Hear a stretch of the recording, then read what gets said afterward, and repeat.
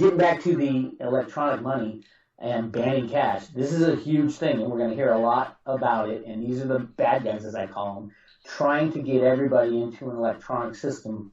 And they're going to tell you, the banks and the governments will tell you that it's to stop money laundering and drug dealers and tax evaders and counterfeiting, and to stop the black economy, which is in economic transactions that fall under their control and rules.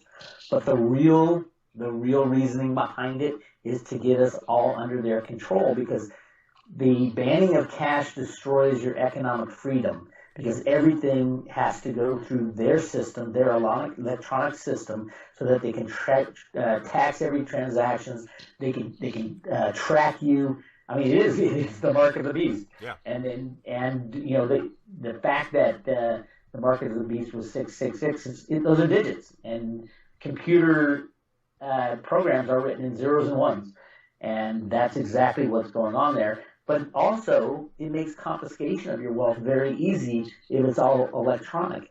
And so a government or a bank can just go in electronically, take your money, and say, we disagree with what you're saying, so we're going to cut you out of the system. And then you can't buy food, you can't get water, you can't get anything without access to that. One more other thing it does is that it will spike the deposits that come back into the banking system. So a lot of the banning of cash says, okay, the banks will take your cash and then will deposit that into your account. Well, the banks need deposits right now because they're losing money on their fractional reserve system, but it also stops the bank runs, because people can't go into a bank and pull all their money out when they start hearing that their bank's starting to go under. And we're going to hear a lot about that going forward. I think the biggest thing, the banning of cash is nothing new. The United States has been doing it. Back in the 1930s, we had $100,000 bills, and the banks would hand those back, and those were worth a lot more back then, especially when we were on the gold standard. So, and then in 1946, the U.S. banned the $10,000 bill, the $5,000 bill, the $1,000 bill, and the $500 bill. So now our largest denominated currency is the $100 bill. But I think it's really interesting, if I'm correct, that the U.S. government and the Fed are planning to make this transition back to a more sound form of money, back to a gold standard. If you look on the brand new $100 bills, on the right side, it's all gold.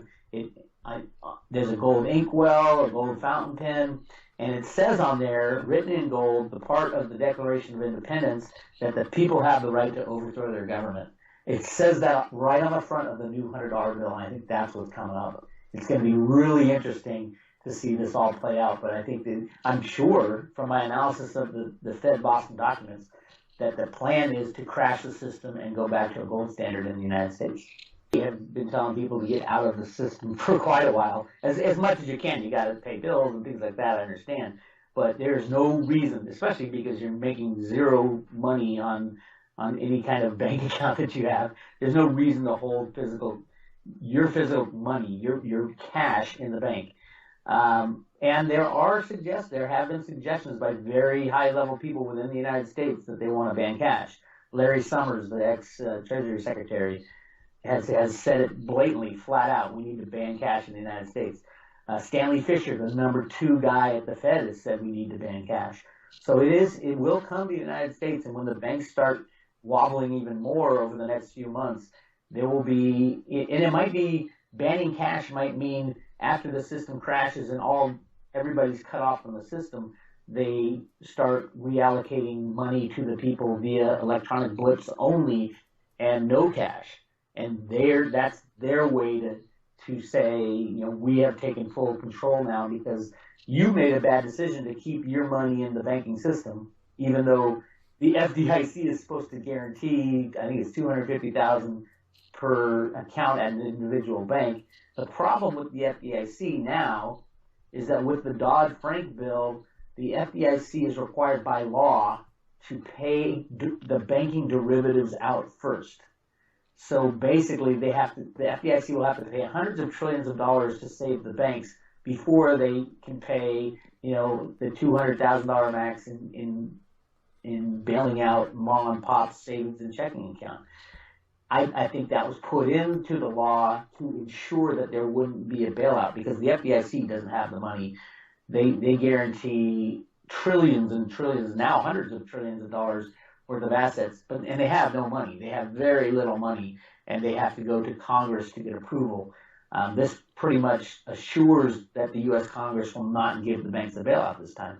Then we go back to, okay, then if the banks aren't getting a bailout and I don't get any of my money left I had in the system, what's going to happen? The thing about the failure of the banks is not only do electronic assets go away, but the electronic debts go away as well. And the big problem in the world right now is debt. Yeah. So if those electronic debts go away, I think most people are in debt overall, net, and most people will be very happy with the crashing of the system as long as there's a way to rejigger and restart the system in some fair way